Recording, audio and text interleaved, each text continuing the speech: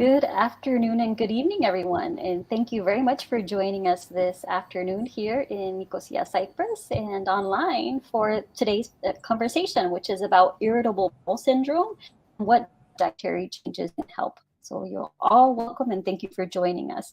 My name is Maria Cecilia Mosquera. I am a clinical assistant professor in the Department of Primary Care and Population Health at the University of Nicosia Medical School. I'm actually a public health preventive medicine physician and a lifestyle medicine physician, which is why I'm happy to join you today to talk about how diet can help with IBS, with irritable bowel syndrome. Today with me, we also have two students, medical students from the MBBS program at the medical school. I will allow Emily to introduce herself briefly first. Emily, please go ahead. Hi, I'm Emily Lugard, and I am a TES student at the University of Nicosia. I just want to wish you a warm welcome and thank you for joining us this evening. Thank you very much, Emily, and thank you for being here with us today. And Zoe, can you please introduce yourself? Hi everyone, my name is Zoe Zervides. I'm also a second year medical student at the University of Nicosia and really looking forward to having this discussion tonight regarding IBS. Thank you very much, Zoe. We're excited to be doing this together and we look forward to our conversation. So let's go ahead and get started. To share with you that today's presentation is being brought to you by the University of Nicosia's Medical Center. So welcome if we have any patients from the Medical Center joining us today. And just in case you are watching this live and are worried that you're not catching all the information or you would like to view it again later, know that today's session is being recorded and it will be posted and saved in the University of Nicosia Medical Center's video gallery. And I will have a link to that at the end of the presentation. Also, you may be actually watching this as a recording. If you are, I'm putting this slide up here because if you watch this presentation via YouTube, there's actually a capacity to translate this and have some closed captioning in Greek, for example, at the bottom of your slides. So please pause the presentation and use this if you would like to have auto-translate closed caption on. Now, I mentioned earlier that we're talking about irritable bowel syndrome, and our goal today is to learn about some dietary changes that can help with the symptoms of irritable bowel syndrome. And this presentation is aimed for any patient of the University of Nicosia Medical Center or any member of the community who's listening to this session tonight. And either maybe you already have irritable bowel syndrome, which is sometimes called IBS, or maybe you know somebody who has it in your family, or perhaps you think that you have IBS and you wanted to learn a little bit more about it. Regardless of how of why you're joining us, we welcome you and hope you can take something from this conversation for your future. So just so we share what we're going to be covering today and in what order, first we're going to talk about what is irritable bowel syndrome.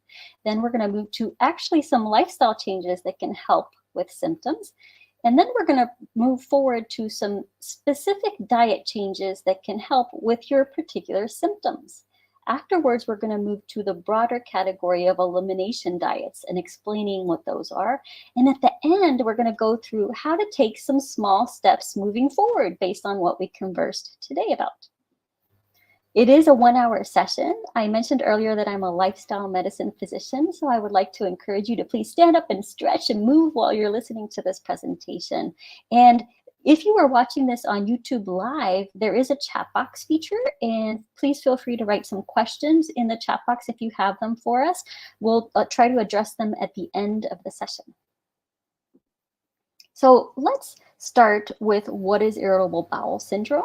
And for this section, we will have Emily give us some insight into what is irritable bowel syndrome. So Emily, please, if you would like to go ahead. Thank you, Maria. So what is irritable bowel syndrome, also known as IBS? It is a common condition that affects the digestive system.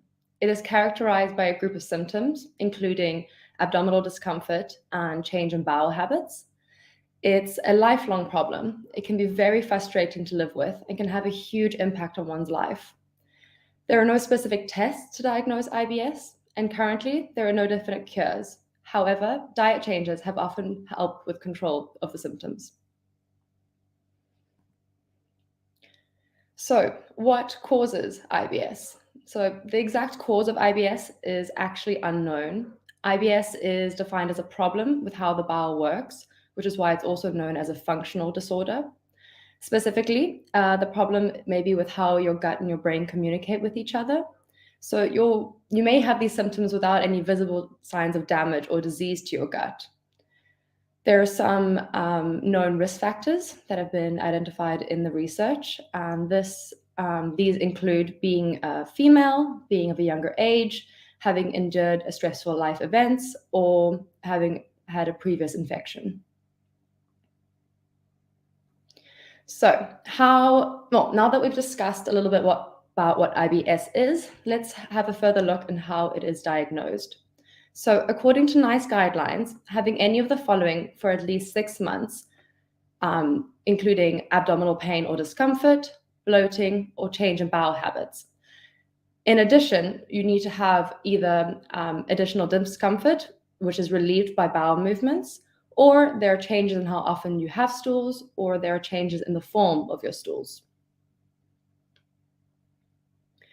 And you also have to have at least 2 of the following: changes in stool passages, examples of such are like straining, urgency, or incomplete evacuation, bloating, distension, tension, or hardness, symptoms worsened by eating, as well as maybe the presence of mucus in the stool. Some patients also express symptoms of lethargy, nausea, backache, and bladder symptoms. Does any of this sound familiar to you? If so, do not fret. There are some changes that can help, some things that can help. I'm now going to pass on to my colleague Zoe to explain a little bit more about these specific changes. Thank you. Thanks, Emily. Thank you so much. All right, let's discuss now some things we can try to alleviate IBS symptoms. So first, I'll be discussing some lifestyle changes, and then I'll pass on to Emily to discuss some symptom-specific diet changes, and then I'll finish off by discussing elimination diets. So let's get started and discuss some lifestyle changes. All right, so what we have here is the pillars, we call them, of lifestyle medicine. And we're going to discuss these lifestyle changes kind of in the context of each one and cover most of these today in different ways and throughout. So we'll get started. All right. So the first one is de-stressing. And we really just want to acknowledge that stress can be a major trigger for IBS symptoms, whether it's something you may have noticed or not. So we think and it's very easy, we say, to say, oh, stress less and relax, and can be much harder to do in practice. So we've suggested some tips here that we think can really help when implemented. I'll start off by saying that creating time for relaxation can be a really good one, and making the most out of leisure time.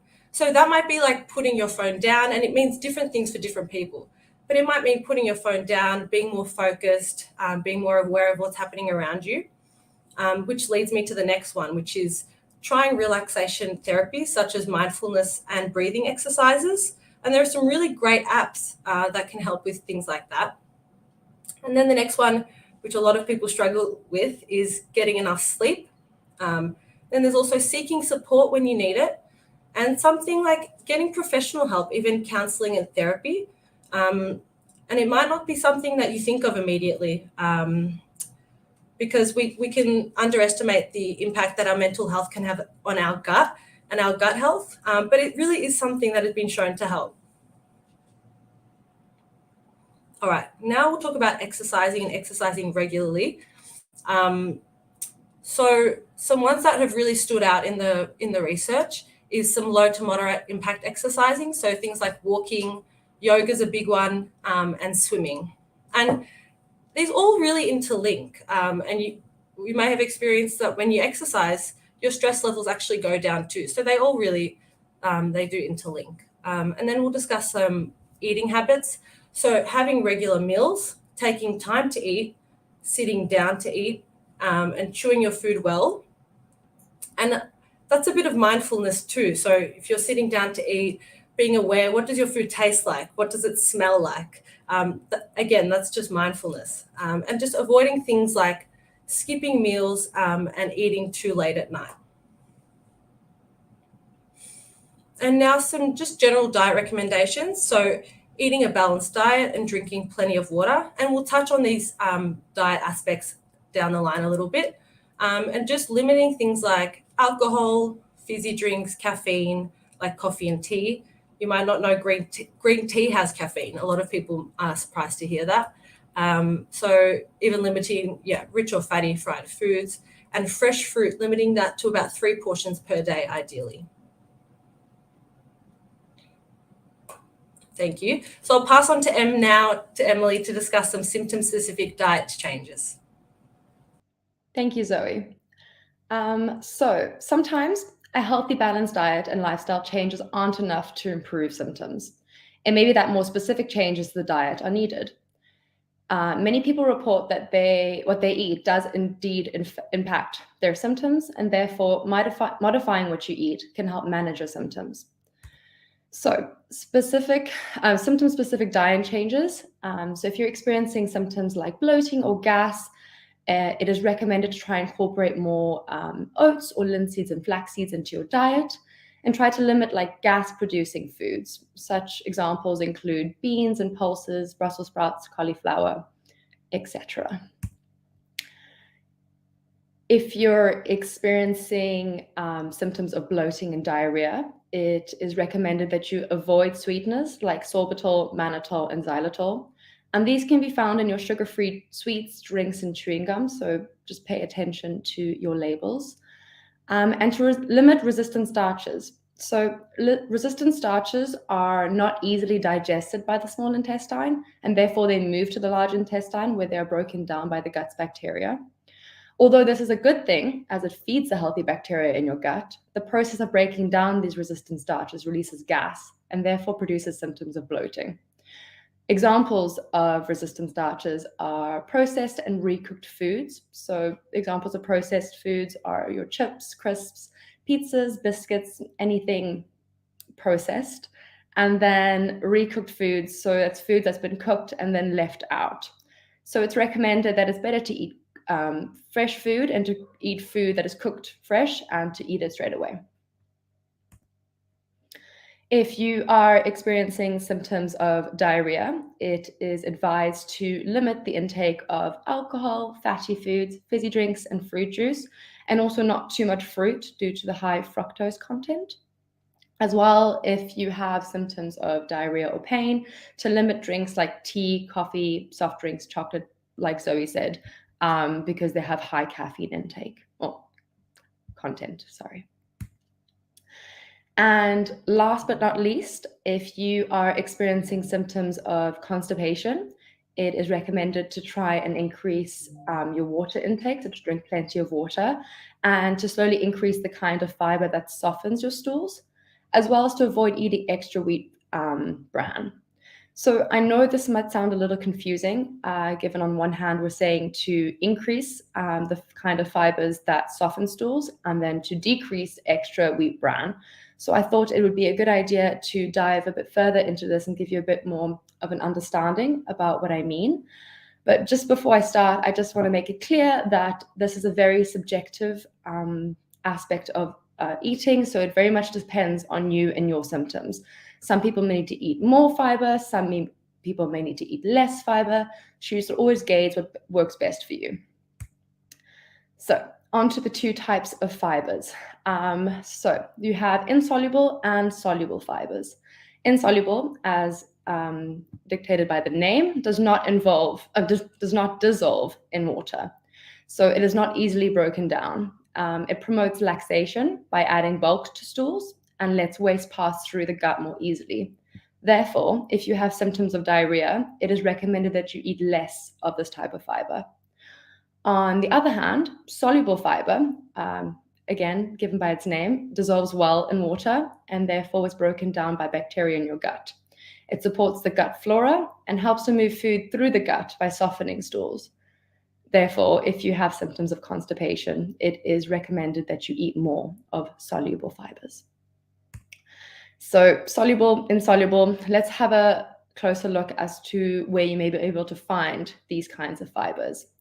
keeping in mind, though, that the general recommendation is to eat more soluble fiber. So we have foods that are rich in soluble fibers, like legumes, so like dried lentils, peas, and beans. You can also find them in fruits, especially berries, citrus, pears, apples. Certain vegetables, particularly Brussels sprouts, broccoli, and potatoes, and then other sources like oats and psyllium husk. And then on the other hand, insoluble fibers are found mostly in grains. So your mixed grains, your whole wheat bread, your whole wheat pastas, your brown rice, and your corns, the outer skins of most fruits and vegetables, certain legumes like kidney beans and chickpeas, and then your nuts and seeds. But just one thing to note, fiber requires water to be properly digested, and therefore you should be mindful to drink plenty of water when eating fiber-rich foods. Thank you. I'm now going to hand over to Zoe for the final part on elimination diets. Thank you. Thanks, Emily. Thanks. So let's discuss elimination diets now. From the get-go, I just want to say elimination diets that are something that should be tried after the first steps that Emily and I have just described. So after the lifestyle changes and after the symptom-specific diet changes, just because it can be quite restrictive. And I do want to emphasize as well, something that's just written on the bottom of the slide there too, elimination diets should really be done with your healthcare professional. So whether that be a dietitian or a GP, and it might be something that you've already been recommended or not. But yeah, so we'll get started. What actually is an elimination diet? So it means cutting out certain foods from your diet and then just seeing if your symptoms go away. And then you want to slowly add them back and see if your symptoms come back. So it's pretty simple. It's not too hard. So an example of an elimination diet is the low FODMAP diet. And it might be something you've heard of and not really known what it means. I know that was my experience. But what FODMAP actually stands for is fermentable oligodimonosaccharides and polyols. So it's a bit of a mouthful and not very helpful to us. So what actually are FODMAPs? They're a group of small carbohydrates. They are not easy to digest by the gut and they can ferment. And they let more liquid enter the large bowel, which can cause gas, bloating, and diarrhea. So it's not that surprising because, of course, those are the symptoms that IBS sufferers might experience. So again, not that surprising that a diet that is low in FODMAPs can help IBS symptoms. All right, so let's go through some examples now. And I know it can be a little bit confusing, but you will also get the slides at the end. So don't feel like you have to memorize this all now, but we'll just discuss it a little bit. So a good one, topic that's good to discuss is the dairy and alternatives. So milk, ice cream, soy milk, but made from whole soybeans, sweetened condensed milk and yogurt are foods that are high in FODMAPs and might actually trigger your symptoms. Whereas if we go to the right on the low FODMAP alternatives, we see that almond milk, brie, camembert cheese, which is a nice one, feta cheese, hard cheeses, lactose-free milk, and soy milk, but made from soy protein is low in FODMAP.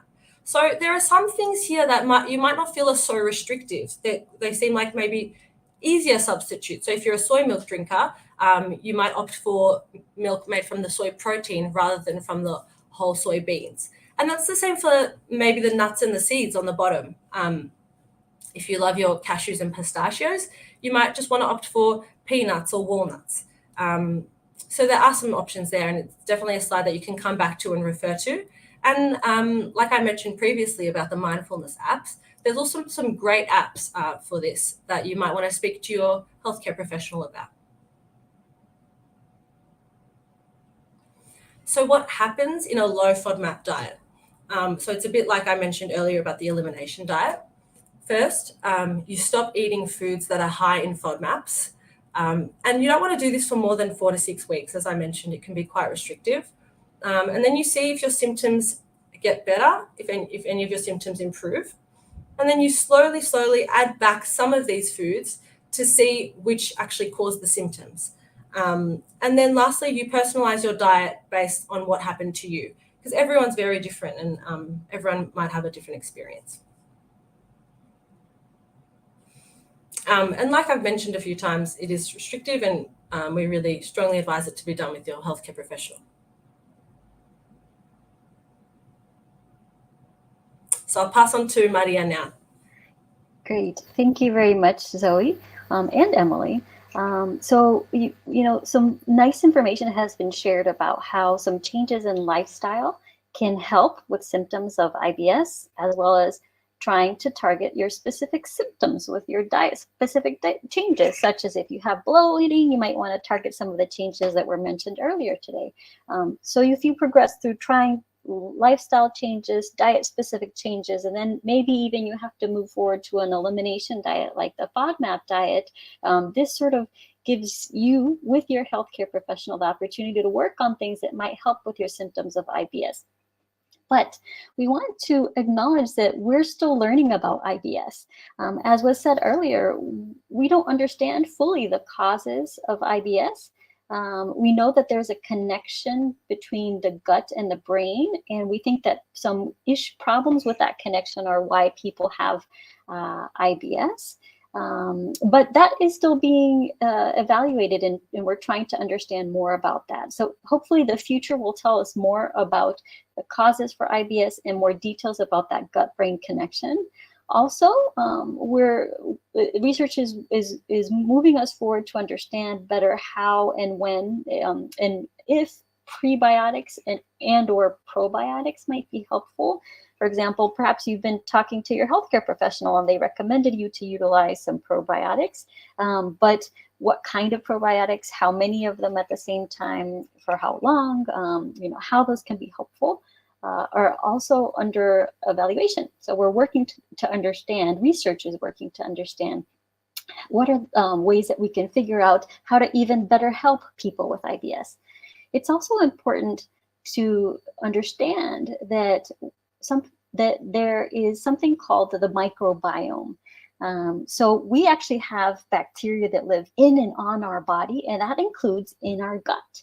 And the microbiome, the bacteria that live inside of our gut, are actually very important for many aspects of our life, including how we can use some of the foods to make certain vitamins.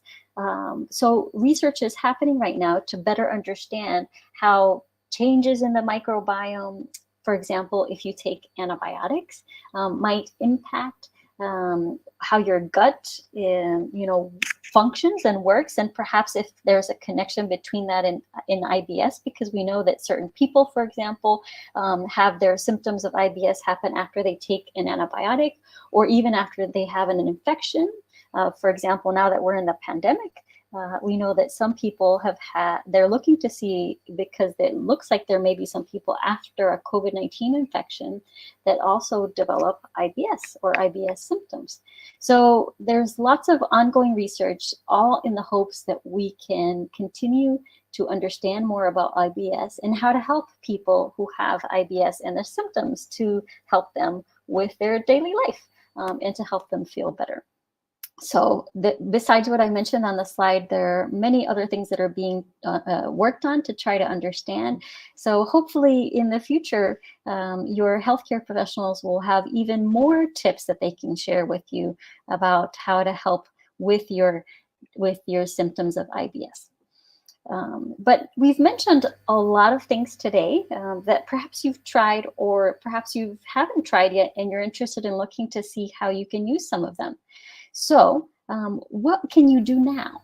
Well, first, it's important to understand your own IBS, your symptoms, and your triggers, because as was mentioned earlier, everybody has a different experience with IBS. There are different types of IBS. Sometimes people have more constipation, others have more diarrhea, or sometimes people have both constipation and diarrhea. So one of the ways, if you haven't already tried this, that you might want to consider is to try keeping a symptom diary, which means basically writing in a journal whenever you have the symptoms of IBS and what might have happened before that. For example, did you have stress in your life and the next day or week after you had some symptoms like bloating and diarrhea? or were you on an antibiotic? Or were you eating dairy products or beans? So try to think about what happened and when your IBS symptoms started, what symptoms you had and when they stopped. And it can help to keep a diary of that to better understand what your own symptoms and triggers are. So triggers are those things that can make you feel like you have the IBS symptoms going. So trying a symptom diary is one thing. The other thing is, as was mentioned earlier, there are some technological tools that you can use to make it easier. One, to keep track of your symptoms for IBS, and two, to better understand some of the lifestyle diet changes you can make, or even three, to better understand the elimination diets like the FODMAP diet. You can look online to see if you can find some, or even better yet, talk to your doctor or your dietitian, because they may have some recommendations on specific online tools and apps that you can use to help, including, for example, those that can help you manage your symptoms of stress, which, as we said, was heard earlier, can trigger IBS. And there are some tools that we know can help, like mindfulness and breathing exercises, which you can also explore in many of the apps that exist now. So try to think if try to find some technological tools that can make it easier for you, not only you to keep track of your symptoms, but help give you some tools that can help you manage your symptoms. Another thing that you may be interested in trying is some of the changes we discussed today. Now, we've given a lot of recommendations today, and it can be hard to try to make too many changes at the same time. So one thing that can be helpful is to try to make a small change first. So in that sense, it can help to set what is called a SMART goal. Now, many times people will have their own goals and ideas of what they want to change. So perhaps you're thinking after today's talk that you would like to figure out how to stress less, or perhaps you're trying to figure out how you can drink less coffee to see if that helps with your IBS symptoms. Or maybe you're trying to think you want to drink more water because you have constipation and you want to increase the amount of water that you're drinking. So those may be some example goals that you might be thinking of. What can help, though, is if you take those goals and you change them so they become what's called a SMART goal. And SMART is an acronym. So it's the letter SMART, and SMART is specific, measurable, achievable, realistic, and time-based. And you don't have to memorize that. What you really need to know about a SMART goal is that it has all these details that make it easier for you to keep track of exactly what you're doing and then reassess it later. So it says all the details. For example, it says, what exactly are you going to add or change? How many or how much are you going to do of that? Do you have all the tools to follow through? For example, if you decided to exercise more, because we know that exercise can help with IBS symptoms, do you have a gym membership, or do you have some time at lunch to take a break to exercise? Like, do you have the tools that it takes to follow through? And make it realistic. So if you chose to exercise and you're doing 0 minutes of exercise a day, but you decide that you want to start doing 30 or 45 minutes every day for the next 6 months, that may be a little bit too much. So you want to think about a goal that is more realistic based on what you're already doing and what you can do. And then you want to make sure that it has a time frame, so that you say when you're starting and for how long. And usually it's easier to set a SMART goal that's short, like a 1 week or 2 week goal. And that's because what you want to do is you set a goal, you try it out, then you see what happens after that 1 week. And if you encounter some obstacles or some barriers that make it hard for you to keep that goal, then after about a week, you can reevaluate and say, hey, I didn't get to go to exercise outside in the park because it rained on Tuesdays and Thursdays when I had planned to go exercise. So then you think about your goal and you try to adjust it for the next week, so that you can adjust it to make something that is meaningful for you. And then you try again. So if you do that, let's say every week, and you modify your goal, you keep on moving forward towards the direction where you were hoping to go. So just to give you an example of what a SMART goal might be, we said that stress is an important trigger of symptoms for people who have IBS. So if you are thinking you might want to figure out how to stress less, one example of a SMART goal might be to help me stress less. Starting this coming Monday, I'm going to commit to doing 10 minutes of a mindful meditation exercise during my lunch breaks on Mondays, Wednesdays, and Fridays of next week. So you've said exactly when you're going to start. You're going to start on Monday. You've said that you're going to do it on Monday, Wednesday, and Friday of next week. And you said you're going to do it for 10 minutes. And you said what you're going to do. You're going to do that mindful meditation exercise. And perhaps you found one on the NHS website that you would like to do. So that second goal is much easier for you to achieve than the first goal, which didn't have the details of exactly what you're going to do. So it's helpful to set a SMART goal that has the kind of detail that we're suggesting here. And perhaps, you know, after the conversation today, you might have heard some things that can help with IBS, like exercise or sleep, or let's say eliminating some particular foods based on the symptoms that you have. You might want to think about what could be a SMART goal that you might want to try. And if so, you can feel free to write that in the chat box if you're watching this live right now.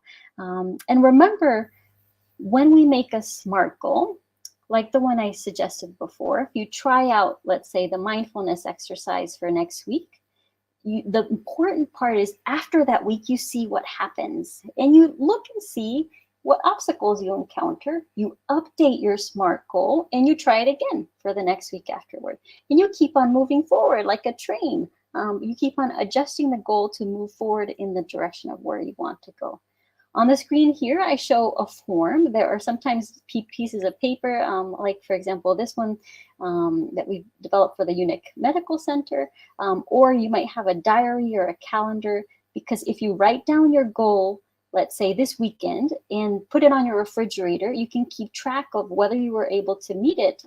For the example I give, let's say you can put a check mark on Monday, Wednesday, and Friday if you were able to do that mindful exercise. Or if not, you put a little note about what happened that didn't allow you to do it, so that when Sunday comes around, you can reevaluate and adjust it again.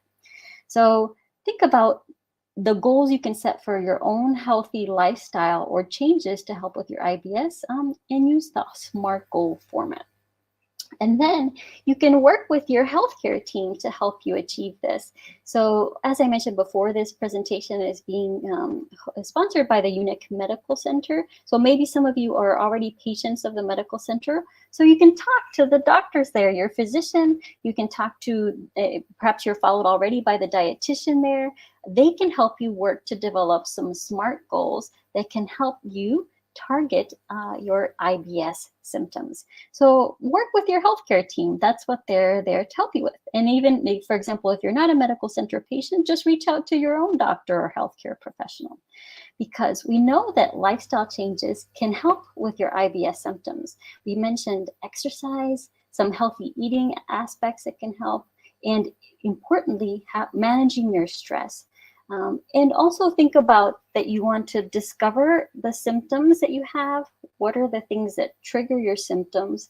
And perhaps there are some things in your diet that you can change that might help those symptoms. But work with your doctor, dietitian, and potentially even a psychologist, because as was mentioned earlier, we know that there's evidence that there are treatments that a psychologist can help you have to help manage your stress, for example, because the stress can trigger IBS symptoms, but also because there's such a deep connection between your gut and your brain. So use your team, whether that's the doctor, dietitian, and psychologist, particularly if you're looking into the elimination diet. You want to make sure that you're talking to a dietitian that helps you work through that diet, go through the process with you, so that on the end, you figure out a plan that's personalized for you and make sure that it's not too restrictive, because if you have a diet that you continue that's too restrictive, you might have some deficiencies. For example, you might be not eating some of the vitamins and nutrients that your body needs in the long term.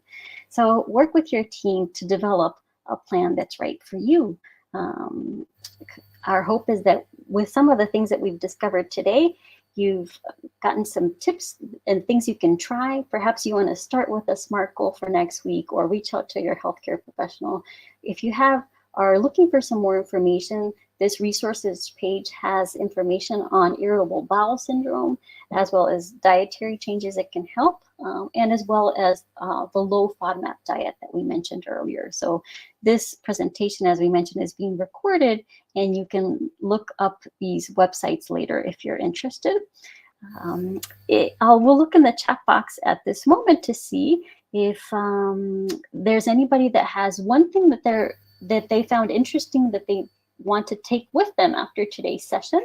If you share them, I'm keeping an eye on the chat box now, and I'll give a moment to see if anybody would like to share that. While we're looking for that information, I'll say that if you are watching on the YouTube live, you can see that there's been a link that's been put there for a feedback form. We welcome your input on this presentation. The form is anonymous, so we encourage you to give you feedback because we want to continue to develop our presentations to help you. And perhaps you have some suggestions on how we can continue to improve them, or even perhaps on topics that you would like to hear about in the future. So please go ahead and give us some feedback. I'm going to just take a peek at the chat box to see if there are any comments. And somebody has graciously said that they're going to try to remember to note down the foods they eat and when they have symptoms to identify possible triggers. Absolutely. Thank you for sharing that in the chat box. So it sounds like you're interested in looking into the possibility of a symptom diary, which can be very helpful because, as we said, IBS can have a variety of symptoms. And so trying to think about and find what are the things that trigger you can be helpful so you know what to target. So thank you for sharing that you're trying to, that's one of the things you're going to think about. I'm just going to take a look at the chat box to see if there are any other comments anybody else has made about things that they want to try or any particular questions. And I think at this point, I don't see any questions. So I would like to remind you that this presentation is going to be available at the UNIC Medical Center's video gallery. So if you go to the home page for the UNIC Medical Center and you click on the home button, there's a screen that pops up that shows up the video gallery. And you can find the recording there, as well as this will be saved on the events page for this particular activity.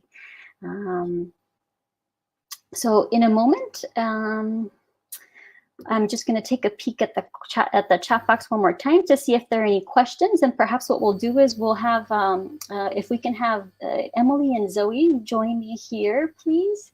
Thank you. I see Emily and I see Zoe while we're taking a peek at the chat box, because I know sometimes the chat box takes a little bit to show us the questions you're asking. So let's give us a moment here to make sure we're not missing any of your questions.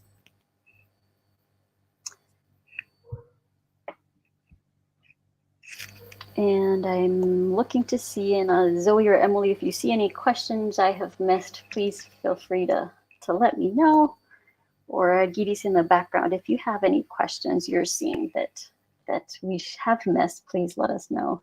We'll keep a track on that for one more moment to make sure we haven't missed any.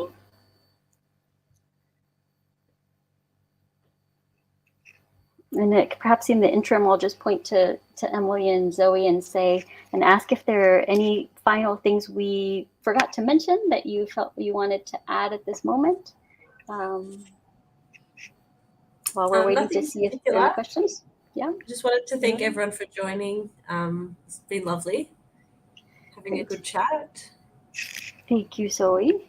Emily, anything we've forgotten to mention, or any final points we wanted to re-emphasize? No, I think that was great. Thank you everyone for joining. Really appreciate you taking the time out of your evening to hear us speak. Great. So I think at this point, I don't see any questions that we've missed. So I'll reiterate what Emily and Zoe have said. Thank you so much for sharing your valuable time with us today. We hope it's given you a little bit more information about some of the things that can help with IBS. For any additional questions, we urge you to seek out your doctor and ask them questions, particularly if you're considering something like the low FODMAP diet. Make sure you reach out to your dietitian. And remember that you can find the recording for this presentation. So in case you wanted to go back to something at the UNIC Medical Center's website. So thank you very much again. We hope you have a wonderful rest of your evening. And thank you so much to Emily and Zoe for taking the time to join me in this presentation, and to Argyris, who is in the background helping us live stream this today. So thank you all. Have a wonderful rest of your evening, and good night. Med.